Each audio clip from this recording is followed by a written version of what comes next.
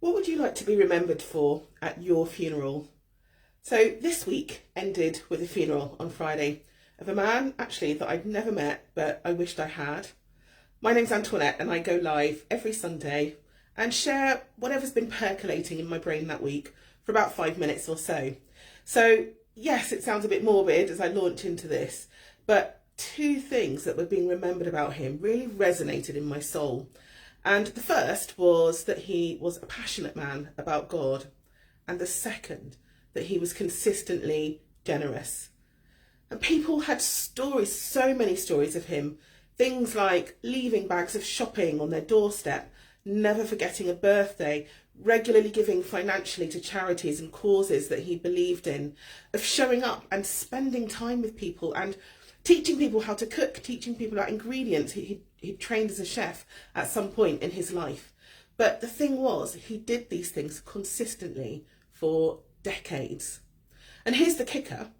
He wasn't a wealthy man. He didn't have excesses of cash. In fact, he lived quite modestly.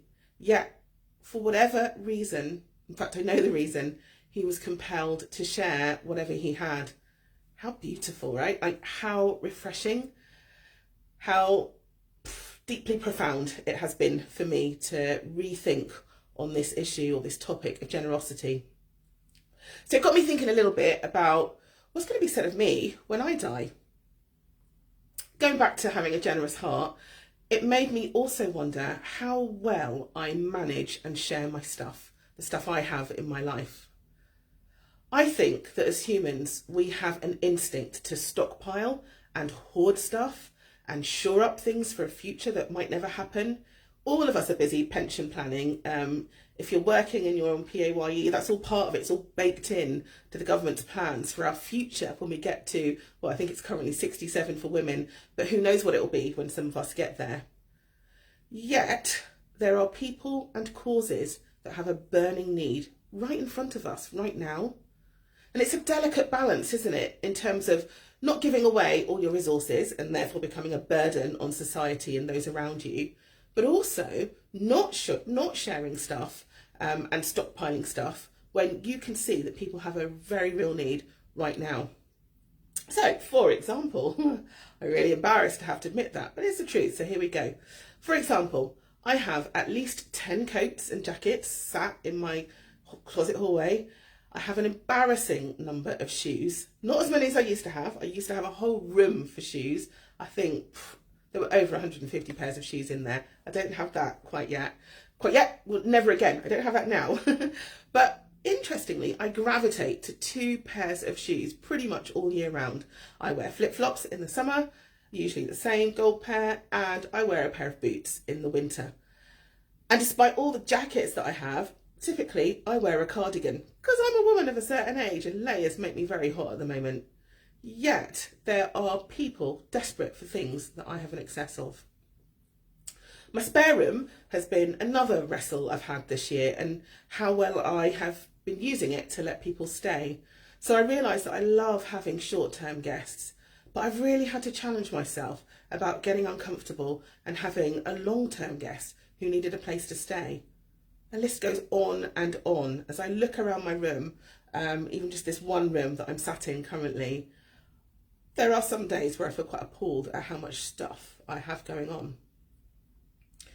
So this area of generosity, of sharing what we have, even if we only have a little, as I said, is something that I revisit over and over again in my life. There was a time, so I owned a house at some point, there was a time where I whittled my entire possessions down to my car, and honestly, in my loft alone was enough to refurbish an entire apartment elsewhere. I had so much, I had stuff in the back of my kitchen cupboards that were in boxes that I'd never opened before. And I learned a lot when I kind of pared all of that down, and I promised myself that I would never get back to having more than 2 of anything, and yet here I am. So I say it not to judge, I say it by way of observation. And I think of the impact on my life when others have shared things with me, their homes, their money, their time, other possessions. Some of those kindnesses kept me off the streets in my 20s. Some allowed me to volunteer for nearly a decade with anti-trafficking charities. And with each gift, I felt not only humbled, but actually the overriding emotion that I felt was love, like deep love.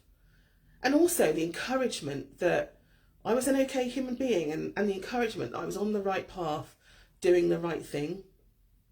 On the flip side, when I've shared my stuff, there's a deep and surprising joy that goes along with it. And it makes me ponder and think, no wonder the Bible says it's better to give than it is to receive.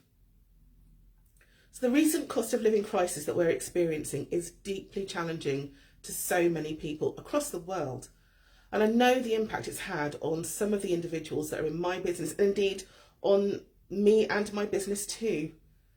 There are so many needs around us now, notwithstanding news of wars and floods and fires and earthquakes and the thousands of lives that have been displaced and negatively impacted.